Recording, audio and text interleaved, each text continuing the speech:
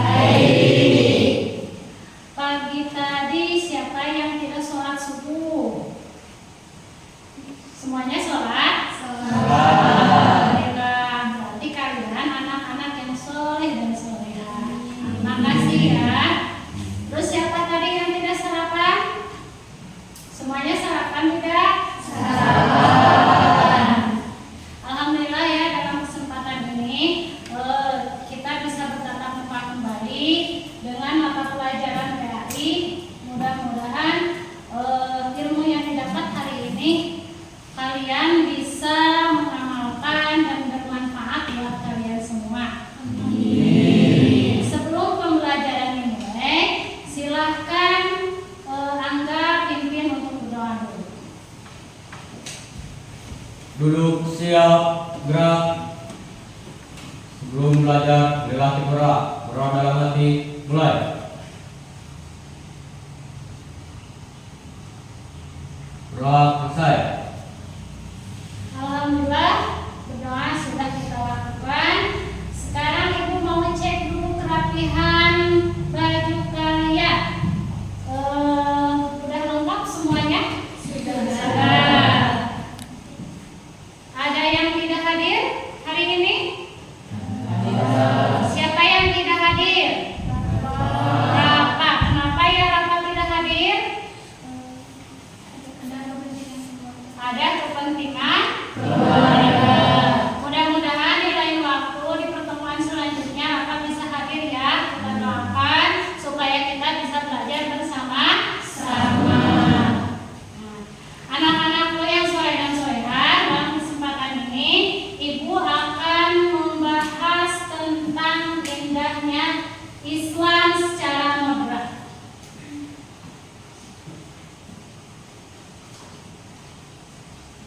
Bisa kalian lihat? Bisa. Itu adalah materi yang akan kita pelajari hari ini.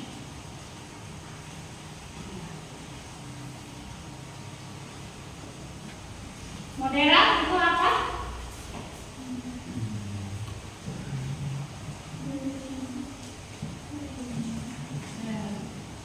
Islam moderat, ayo ada yang tahu? Jadi Islam moderat itu berarti dari beberapa arti ya. Ada yang berimbang, ada toleran, adil, dan bijaksana. Nah, karena kita selaku umat Islam, maka kita itu harus berimbang, toleran, adil, dan bijaksana. Nah, sebelum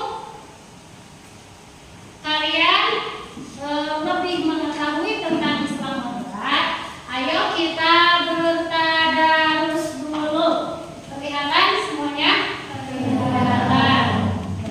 Ibu satu kali, kalian satu kali. Siap ya? Siap. A'udzu billahi minasyaitonir rajim.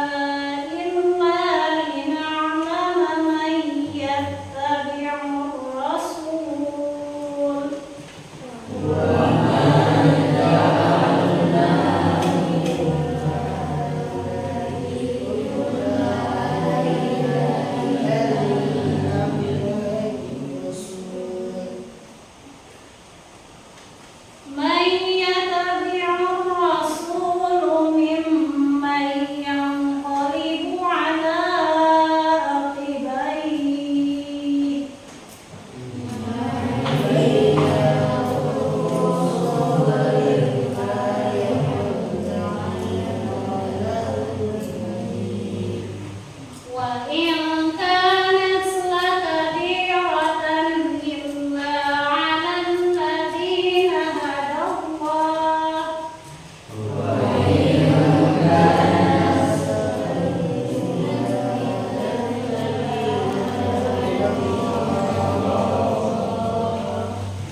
وما كان الله ليضيع إيمانكم إن الله بالناس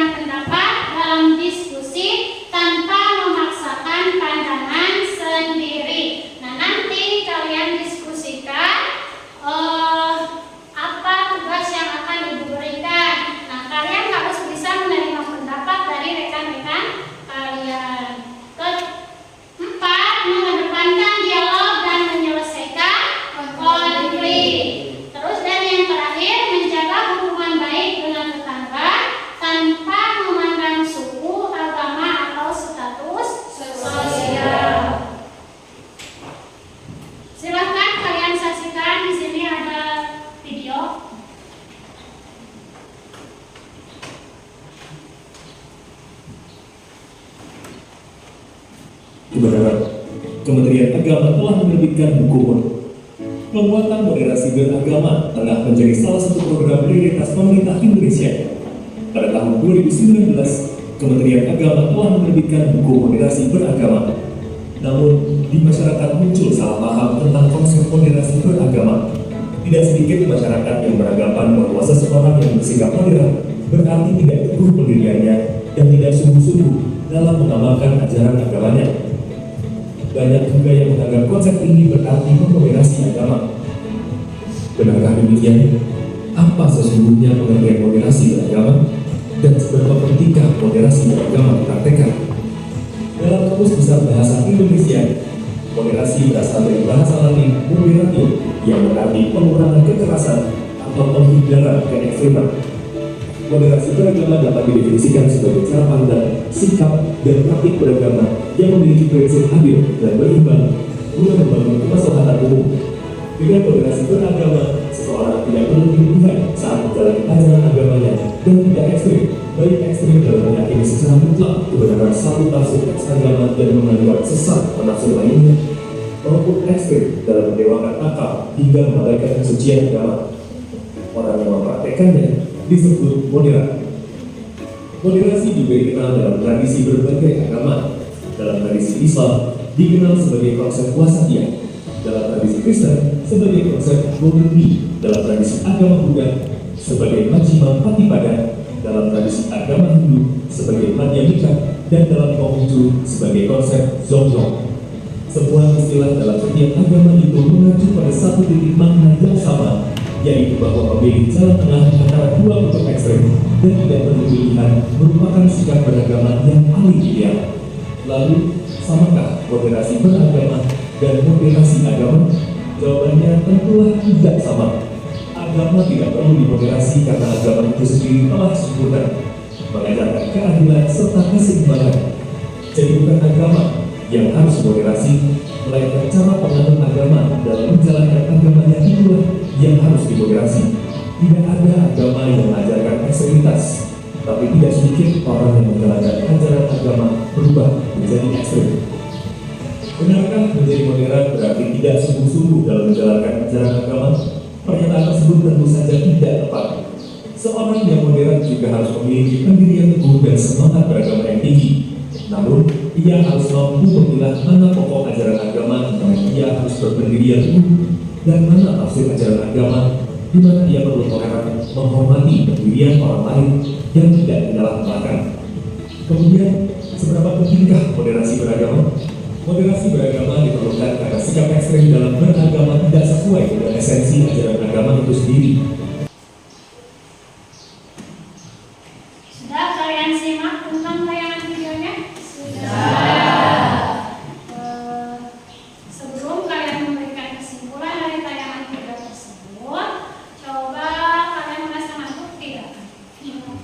Ada yang ngantuk? Ada. Ayo kita lakukan resleting dulu. Berdiri semuanya. Semangat ya. Kalau yang pernah kalian lakukan lakukan TK ya. Saya sambil pegangan dari tangan biar tidak terlalu kaku. Nah, kita pegang ini apa? Kepala. Ini kan terus apa lagi? Ya. Yang ini terus ini berarti gimana? Siap? Siap, kita nyanyikan dulu ya. 1, 2, 3. Kepala, pundak, lutut kaki, mata, telinga, hidung. Rasa relax lagi? Ya. Nah, sekarang kalian bikin kelompok sesuai yang sudah ditentukan. Kita Mediana, Ibu bagikan nomor kerjanya ya.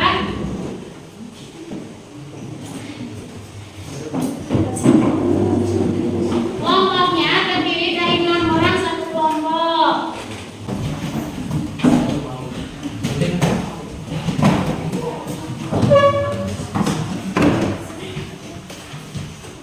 Kalian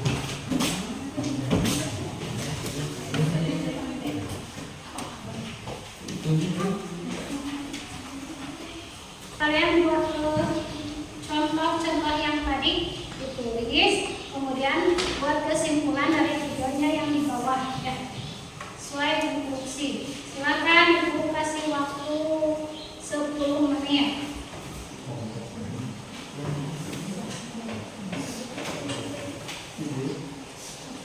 Sudah? Siapa yang sudah selesai? Kelompok mana?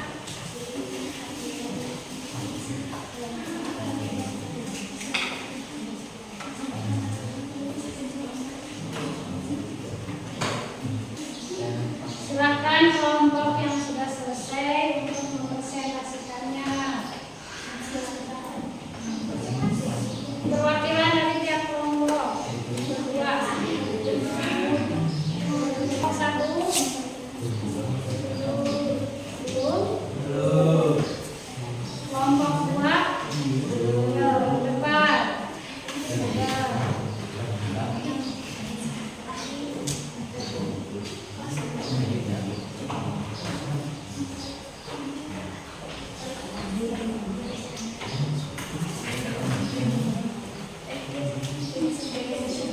Assalamualaikum warahmatullahi wabarakatuh. Waalaikumsalam warahmatullahi wabarakatuh. Kami akan mempresentasikan hasil kerja kami.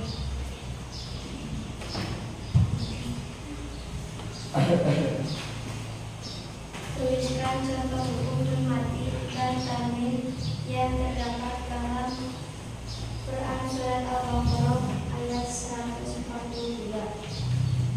Idhar.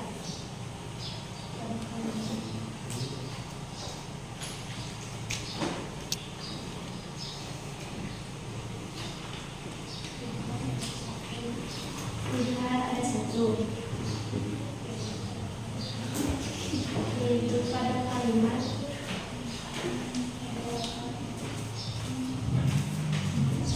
wa'il kanas langkah dan dua idhar.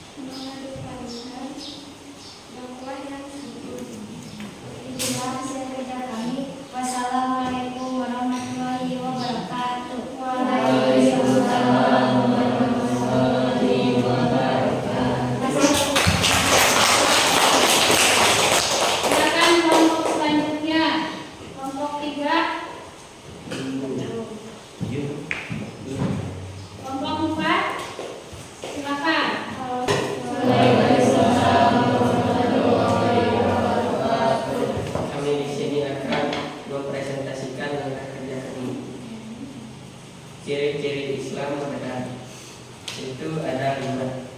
1. Toleransi. 2. Bersikap adil. 3. Rahmatan lil alamin. 4. Menolak kekerasan. 5. Tawadud. Cara menyikapi orang yang berbeda keyakinan itu ada 5. 1. Menghormati keberagaman. 2. Berperan aktif dalam kebaikan. 3. Memberikan teladan yang baik. 4. Persiapan konsultasi. 5. Membangun dialog dan komunikasi. Kita simpulkan dari hasil pembelajaran yang kita pelajari hari ini bahwa